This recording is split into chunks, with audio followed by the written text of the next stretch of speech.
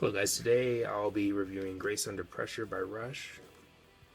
And this is the follow-up to Signals, and this is their first album without Terry Brown being in the producer chair. Instead they have Peter Henderson. And another thing you notice with this album is that lyrically it's a bit more dark, a bit more serious, and especially when you listen to certain songs like After Image or Between the Wheels. But anyways, let's go ahead and dive into this album. The album starts off with Distant Early Warning, and the song definitely gives you a good idea of what you're in for musically with this album.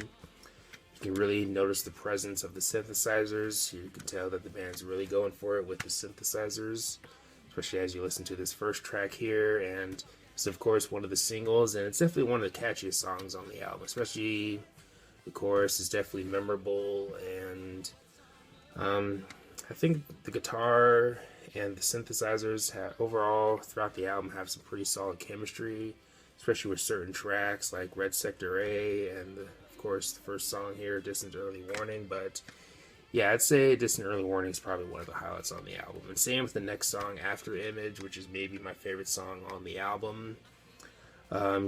Something you really notice with the song is that it's definitely a bit more upbeat in tempo, and the rhythm work really pulls you into this song. And you can also really notice the seriousness of the song, because lyrically it is about someone who's close to Neil Peart, who died in a car accident. And I believe this person also worked at their studio at the time. And yeah, all around just a really excellent song, and maybe one of my favorite Rush songs, to be honest. And I also do really like the solo too, maybe one of my favorite solos on the album. But next you have Red Sector A. And the title of the song is actually the name of the area where the band witnessed the space shuttle flight at the Kennedy Space Center back in, I believe, the year 1981. And I believe they touched on that in another song called Countdown, which is, of course, from Signals. Not one of my personal favorites on the album, but I will say that it is a song that I've grown to like more with time. But overall, pretty solid song. But we also have The Enemy Within, which is the next song, and it's another favorite of mine on the album. Another single, if I remember correctly.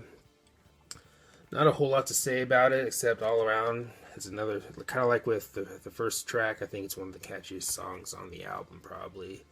But then we get to The Body Electric, and I believe this song is based off of an episode of Twilight Zone.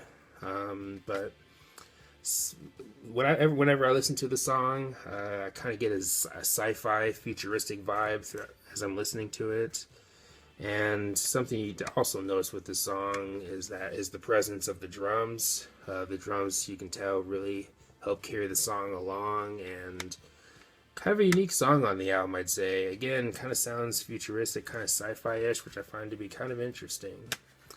And it's probably another favorite of mine on the album. I do really like this song. Maybe not a song that I return to a lot, but either way, I'd say it's one of the highlights on the album too.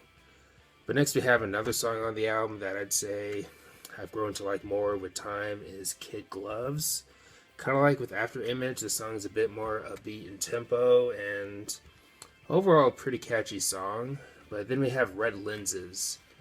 Kind of like with Body Electric, the song musically kind of feels kind of futuristic, sci-fi-ish, and I think the music really suits the lyrical themes well.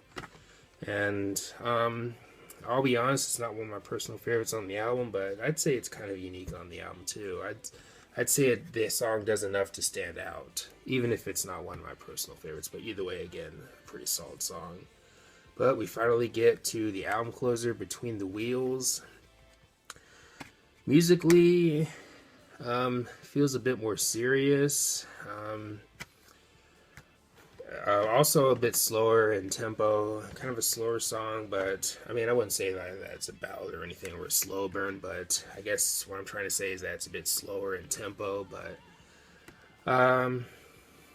a song that I didn't think much of when I was getting into Rush, but I would say that I do like it more now than compared to when I was getting into Rush at the time. But overall, pretty interesting song.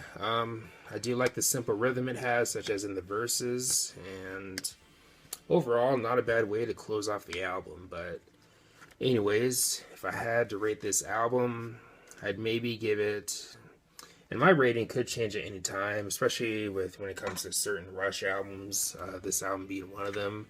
But if I had to rate this album, I'd probably give it an 8 out of 10. Not one of my personal favorites from Rush, but I wouldn't say that's one of the worst either. Again, if I were to rank their albums, it'd maybe be more closer to the middle, I'd say. But overall, a pretty solid album from Rush, and another great addition to their discography. But yeah, came out in 1984. In 1984, had many albums that I enjoyed, like Ride the Lightning, Fistful of Metal from Anthrax, and I'm blanking out. There's another album I had in mind, but I just forgot what it was. But either way, Grace Under Pressure by Rush. I'm gonna go with an 8 out of 10. But anyways, let me know your thoughts on the album. What would you rate it? Let me know some of your favorite or least favorite songs on the album. How does it compare to their other work for you personally, and all the good stuff. But anyways, thanks for watching. Please leave a comment, like, subscribe. Have a nice day, and take care.